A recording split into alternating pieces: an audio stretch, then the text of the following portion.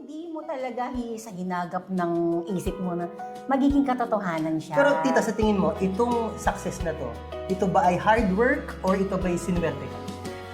Walang swerte sa buhay. Naniniwala ka dito? Walang swerte sa buhay. Ito ay dahil sa naniwala ako sa taas. Okay. Siyempre, nangarap ka. Actually, na-realize ko din, may isinarang yugto ng buhay ko. Merong isinarang yugto ng buhay ko si Lord para may magbukas na panibago. Alam mo bakit? Ano po yun? Kung pwedeng malaman. Hindi. Kasi that time, kamamatay lang ng nanay ko. 2022, November namatay siya. Actually, wala talaga akong funds eh. Wala akong pera eh. Wala akong masyadong ipon. Wala as in. Oo, tapos after, siyempre, gumasos ka na. Napalibing. Then, February, may nag-alok. Yung supplier ko ng mga binibilihan ko ng mga karne. Then, siyempre, nag-online selling na ako, di ba? December, ang ganda ng kita ko, 2022. Nung kamamatay na nanay ko, ang dami kong benta ng mga per tray. Sisig, lumpiang sariwa, sobrang dumagsayan. Sobra yan. Sabi ko, bakit ang dami kong order ngayon? Parang iba talaga yung taon na yon. And then, January, February, may nagsabi, di ba parang bibenta ka ng mga pagkain? Gusto mo magka-restaurant? Hinalo. Sabi ko, pwede. Parang gano'n eh. Pwede. Bakit hindi? Pero ang nasa isip ko noon, imposible naman yun. Kaya Wala akong pera.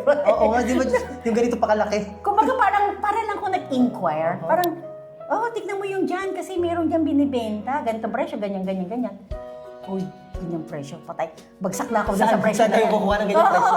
Parang hindi na yan. Imposible na yan. Okay. Parang wala lang. Tinignan lang namin. Tinawagan namin yung tao. Pero wala talagang saan mo kukunin yung pera. Ganun eh. Pero ang nasa isip ko, tingnan natin. Baka malay mo. Wala lang. Ganyan. Oo, ganun lang. Wala talaga. Pero 50-50 talaga na wala. Wala ka na may gagastos. But actually, sabi niya, Paano tayo kukuha? Di ba? Wala lang. Parang nagka-interest na. Wala lang. Subukan lang natin. Malay mo naman. Ganyan. Pero nasa loob niya yan eh. There's something inside you Siguro. telling you na tingnan mo to, Marlene. Tingnan mo to, Marlene. Pero nung unang bigay niya ng persap ko, sobrang tinanggihan na namin to. Okay. So ilang buwan talaga. Ilang buwan na communication sa kanya. Hindi na namin siya tinatawagan. Andiyan tatawag siya, magbababa siya ng presyo. Tatawag siya ulit, magbababa siya ng presyo. Kasi bumaba yung presyo. Pero hanggang siyempre pinagpipray ko, Lord, anong to? Bakit?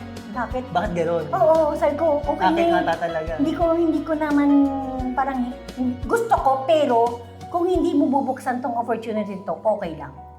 Okay lang, sabi ko. Pinag-pray ko siya talaga na kung hindi para sa akin, okay lang. Kung bibigyan mo ko ng mga resources, mas maganda. Pwede. Diba? Pero kung hindi talaga, kasi si Lord naman, pag binigay talaga sa'yo, ang resources, ibibigay niya yan. So, binigay ni Lord yung resources. Ayun. At nakuha nyo yung resources. Kaya nandito siya ngayon. Hallelujah. Ito ay faith lang. Kumbaga, nagtiwala ka sa dream mo, tapos ibinigay mo sa kanya. Pero would you think partly dito sa inyong success behind the restaurant, there's your mother na nakatingin na pumapalakpak din sa taas? I feel, oo. After nung nangyari sa... Kasi After niya umalis, siguro, kinalapit ni si Lord, baka naman yung anak ko. Oo, diba? Ganyan, no? Kasama ko bang nagpipray? Ganyan talaga yung sa isip ko Parang noon. ganun, no? Kasi syempre, alam ni nanay na Kasi mas malapit siya. Lord, baka naman yung anak ko. Oo, pero syempre, hindi yun natatapos doon. Hindi porket binigay sa'yo ni Lord, ay, upo ka na lang dyan. Hindi, tatrabahuin mo yan. Tatrabahuin mo yan. Hanggang ngayon, tatrabahuin mo yan. At kailangan, lagi mong iisipin, siya yung resources mo, siya nang galing, siya rin ang kukuha nito sa'yo. Speaking of tita, syempre, hindi naman laging hindi lang laging ba sa tawag doon, candies and chocolates ito. Ay, oo naman. Syempre, may mga mapapait din na karanasan. Ay, oo, sobra. Ang pagiging owner ng restaurant. Mas marami. Mas marami talaga. Oo. So nga ako sa inyo talaga smiley face pa rin kayo kahit yung pala sa likod ng mga restaurant niya. Diyos ko. Sobra. Number one na yan ang finances. Sobra. So ano ang pinaka mabigat sa pag-aari ng isang restaurant? Ano pinaka mabigat? Ito ba'y tax? Ito ba'y... Ayan, yan mga bayarin na yan. So, totoo yung balita. Yung mga taxes na yan na hindi mo alam kung paano nila kinukompute. Na ba kailangan bayaran? Ano kasi di ka naman Yes, makakatakas? hindi pwede. Yung mga control na Hindi sinasabi nila na yan. Naku, iba pa yung control kapag Oo. hindi pa maayos-ayos paningin nila ang mga bagay-bagay meron kang ano yan, meron kang Bayarin. bayarin. Oo. So, alam mo tita, sa totoo lang. Siyempre, nakikita namin na may-ari ka ng restaurante, doon niya itong si Marlene. Sana, Maraming Lord. pera itong si Marlene. Wala nang problema sa buhay. Ay. Kasi yun ang connotation ng lahat ng, Yun lang, ng tao na, ay naku, big time na si Marlene kasi may-ari na ng restaurant sa Milan, Italy yan eh. Pero ang hindi nila alam, sa likod ng success na nakikita nila, mas marami palang hardships. Ano? Actually, hindi pa nga kami sumasahod eh. Hindi pala totoo, hindi pala pamantayan ng pagkakaroon ng isang negosyo sa Italia Hindi po. ang Mali po pagkaluan ng yun. buhay. Mali po yun. Mali yung Mali yun. connotation, Kasi no? unang-una, Pero yun ang connotation kita ng marami, di ba? pero yun ang babaliin natin. Yun ang kailangan natin baliin. Tama. Huwag po kayo naniniwala sa ganun. Wala pong instant. Di po ako nagtitinda ng drog. Pero kita, gano'n niya. So, ibig sabihin talaga, hindi porket ikaw ay may sarili na restaurant or successful ka, Hindi. nakaangat-angat ka na sa laylayan. No. Diyos ko, Lord. Kung dati nakakapamasyal pa kami out of the country, Diyos ko, kahit ngayon wala na. sa mall na, hindi na. Talaga ba? Hindi na makapagsarabali? Wala. Alam mo, isa sa magiging kailangan mong kayanin pag nag-business owner Ano? ka or entrepreneur ka, kailangan ready ka sa mga holidays Okay. na hindi ka aalis. Oh my God. Walang holiday. Oh my God. Yung holiday mo, isipin mo yan, euro yan. Ah. Kasi nandiyan ang mga tao pag holiday. Bakasyon, nandiyan ang mga Dito sa tao. Kaya kami, ang holiday namin, yung mga simpleng araw lang. Baliktad. Baliktad. Babaliktad Kahit nila. kanina mo yung itanong, take advantage ng bawat negosyante, yung holiday. Kasi yan talaga, nandyan ang tao. Kung may mga times na wala kang tao, dyan ka babawi. Mapunta tayo tita sa mismong Chibugan. Ano po ang pinaka-best seller ng Chibugan? Ang pwede nyo ikwento. Pwede naman. Siyempre, no? Yung ipinagmamalaki mo talagang pang madiinan mo yan, pang malakasan mo yan. Actually, nung una hindi ko alam. Hindi ko alam na Hindi ka aware. Hindi kasi ano yan eh. Parang ano to, kinder sorpresa. Sa isang negosyo, may bigla ka talagang malalaman, matututunan. Dito pala ako. Wala, oo.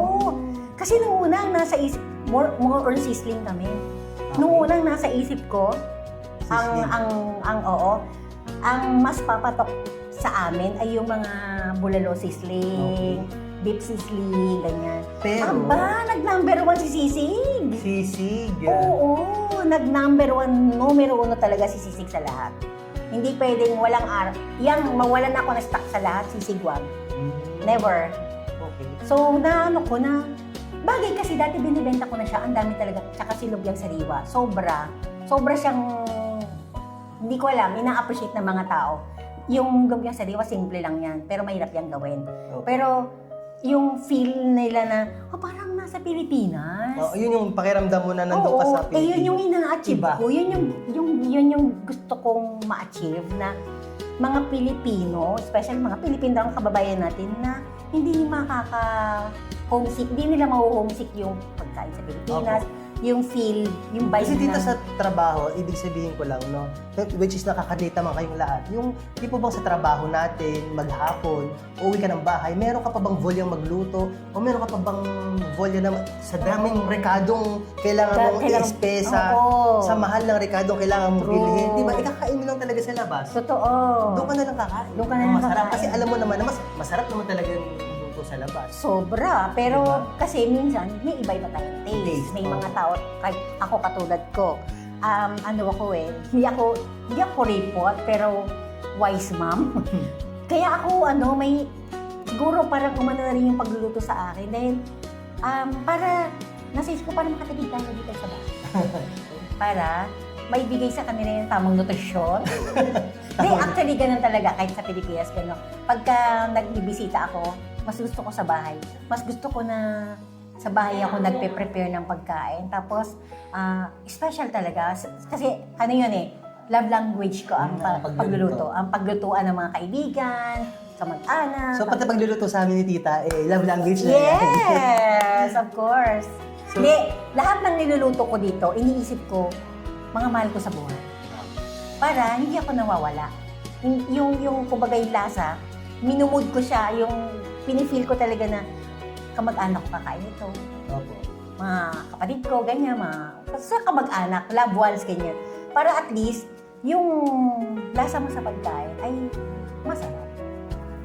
Oh. So, tita, I would like to thank you for Uy, sa'yo. allowing me to interview you. Naku, thank you sa'yo. Yung ang tagal na nitong interview na ito, hindi natin, at least natuloy natin. Oo nga. Maraming Kumbaga, salamat. ito talaga yung pinalaga. Yes, no? thank you, Galing. thank you very Uy, thank you rin sa'yo. At good Thank you, luck. Sobra oh, sa... thank you. Naku, alam God ko, bless. alam ko na ang kwento nito kung saan ito nagmula. Dito po kami nagmula sa totoo lang. may maraming nabubuo dito, ha? Nakakatuwa. Natutuwa. Malaki ang utang na lang po kay Tita Marta. Uy, grabe naman. Huwag ganun. Hindi yun. Kayo yan.